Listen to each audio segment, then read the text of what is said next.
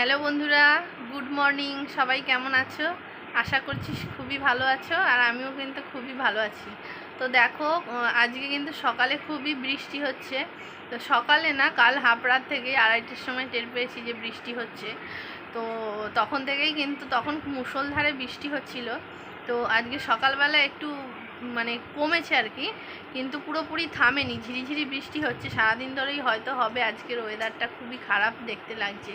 তো সকালবেলা কাজ করতে গিয়ে একটু ভিজেও গেছি, একটু তো বাইরে বেরোতেই হয়, তো একটু ভিজে গেছি। তো যার জন্য আমার একটু প্রবলেম আছে, কাশি হয়ে যায়। তো তাই একটু সকাল সকাল আদা দিয়ে চা করে নিয়ে বসেছি আর কি। আর তার সঙ্গেই আছে রুটি আর তরকারি।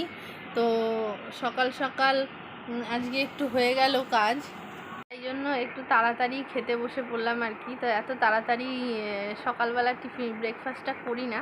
তো আলুর তরকারি একদমই কম করে নিয়েছি, আলুটা আমি খুব বেশি খাই না। তো এখন কি করব, সকাল সকাল এটাই করেছি, তো তাই জন্য এটাই নিয়েছি অল্প করে।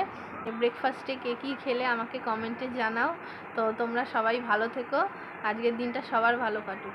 টাটা।